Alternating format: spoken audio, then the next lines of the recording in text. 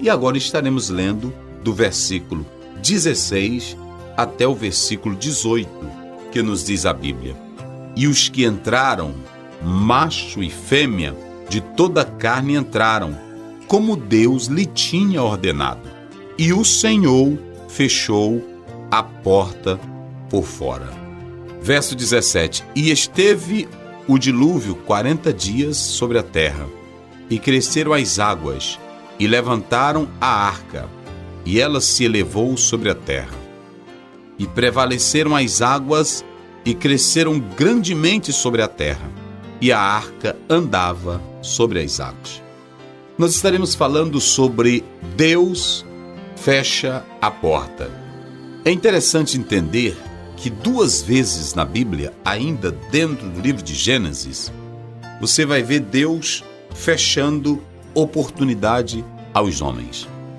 A primeira está em Gênesis, no capítulo 3, quando o próprio Deus expulsa Adão e Eva do paraíso. E a Bíblia diz no verso 23 do capítulo 3: O Senhor Deus, pois, o lançou fora do jardim do Éden para lavrar a terra de que fora tomado.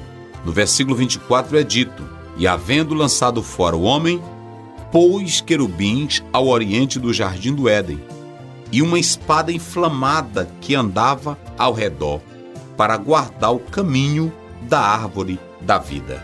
Deus expulsa Adão e Eva do paraíso e ainda fecha a porta para que eles não tenham acesso a esse lugar.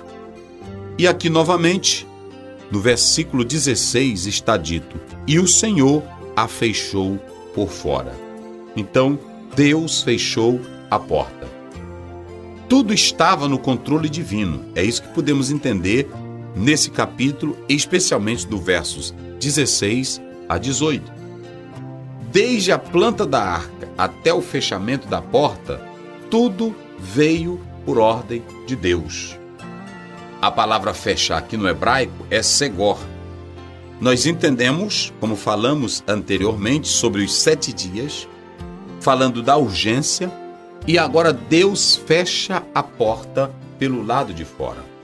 Através dessa expressão, e o Senhor a fechou por fora, mostra o seu cuidado como pai.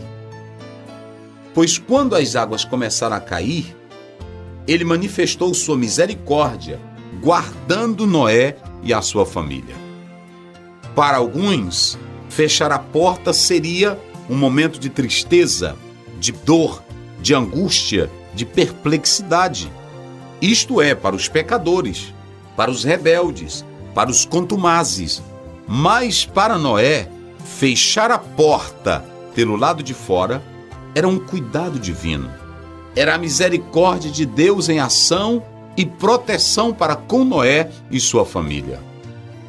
E aqui, meus queridos irmãos, a Bíblia diz que as águas começaram a vir sobre a face da terra. Verso 17: E esteve o dilúvio 40 dias sobre a terra, e cresceram as águas, e levantaram a arca, e ela se elevou sobre a terra. As águas que vieram de cima, as águas que vieram de baixo, elas foram fortes. Tudo por causa dos pecadores. Porém, o texto diz que essas águas, elas levantaram a arca na qual estavam Noé e a sua família. Observe, queridos, que as águas não eram temor para Noé e sua família.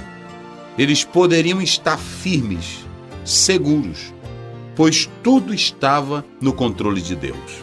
Ademais, essa família procurou render-se à vontade de Deus.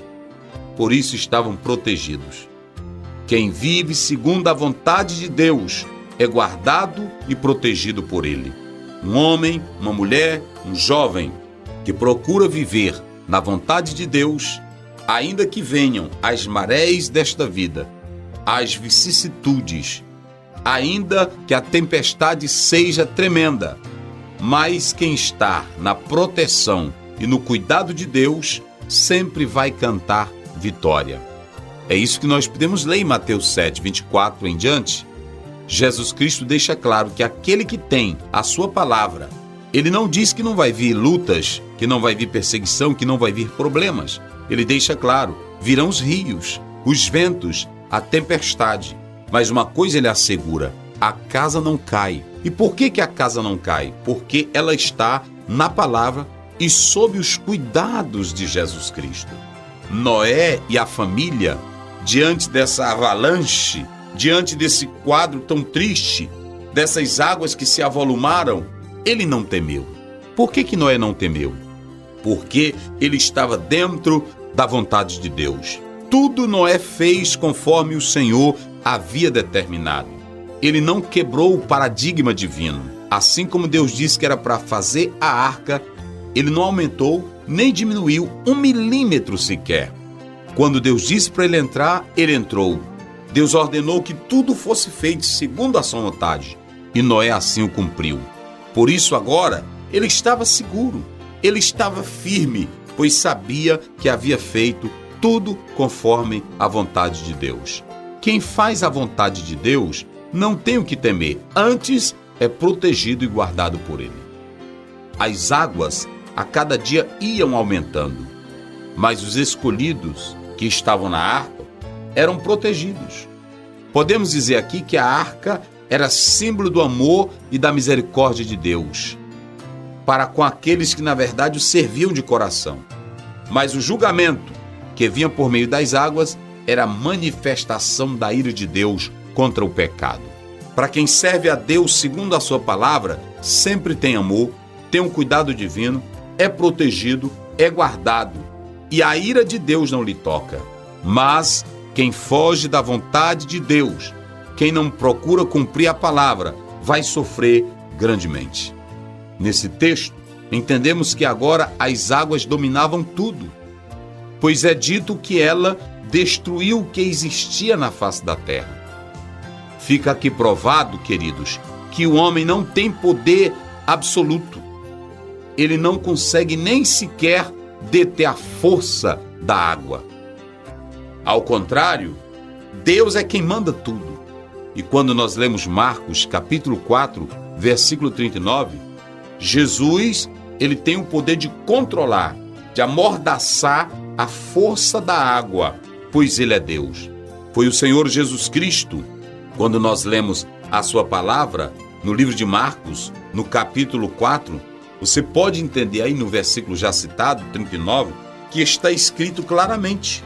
Olha o que diz a palavra.